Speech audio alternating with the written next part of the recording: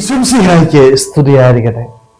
വിശുദ്ധ മർക്കോസ് അറിയിച്ച സുവിശേഷം 1-ാം അധ്യായം 40-ാം വാക്യം.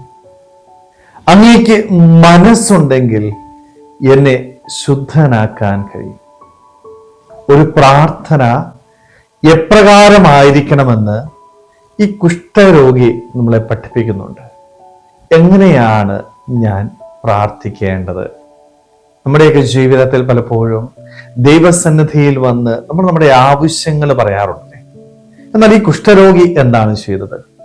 പൊതുസമൂഹത്തിൽ നിന്ന് മാറ്റി നിർത്തപ്പെട്ടവൻ, ഒരിക്കലും പൊതുവഴിയിലൂടെ നടക്കുവാൻ പോലും അനുവാദമില്ലാത്തവൻ, താൻ അശുദ്ധനാണ് എന്ന് വിളിച്ചു പറഞ്ഞുകൊണ്ട് നടക്കേണ്ടവൻ, ഇങ്ങനെ മാറ്റി നിർത്തപ്പെട്ട ഈ കുഷ്ഠരോഗി ഈശോയുടെ സന്നിധിയിൽ വന്ന് ഒരേ ഒരു കാര്യം മാത്രമാണ് പറയുന്നത്: ഈശോയെ, നിനക്ക് മനസ്സുണ്ടെങ്കിൽ എന്നെ ശുദ്ധനാക്കാൻ കഴിയും. ഒരാവശ്യമുണ്ട്, രോഗസൗഖ്യം അവന് വേണം. പക്ഷെ അവൻ എന്താ ചെയ്തത്? അവന്റെ ഈ ആവശ്യം ഈശോയുടെ ഹൃദയത്തിൽ സമർപ്പിക്കാനായിട്ട് തയ്യാറായി. നമ്മുടെയൊക്കെ ജീവിതത്തില്, നമ്മുടെ പ്രാർത്ഥനകളില് ഉണ്ടാകുന്ന ഒരു പോരായ്മയും ഇത് തന്നെയാണ്. നമ്മൾ പ്രാർത്ഥിക്കുന്നത് നമ്മുടെ ആവശ്യങ്ങൾ എണ്ണമിട്ട് പറയുകയാണ്. എന്നാൽ അത് എൻ്റെ ഈശോയ്ക്ക് ഇഷ്ടമുണ്ടോ എന്ന് തിരിച്ചറിയാനായിട്ട് നമുക്ക് സാധിക്കുന്നില്ല. ദൈവഹിതത്തിന് അവ പൂർണ്ണമായിട്ട് സമർപ്പിക്കാനായിട്ട് പറ്റുന്നില്ല. നമ്മുടെ ആവശ്യങ്ങൾ നിറവേറ്റി കിട്ടുക എന്നുള്ള ഒരേ ഒരു ചിന്ത മാത്രമാണ് നമ്മുടെയൊക്കെ ഉള്ളിലുള്ളത്. എന്നാല് പ്രാർത്ഥനയില് നമുക്കൊരു മാനദണ്ഡം ഉണ്ടാവണം.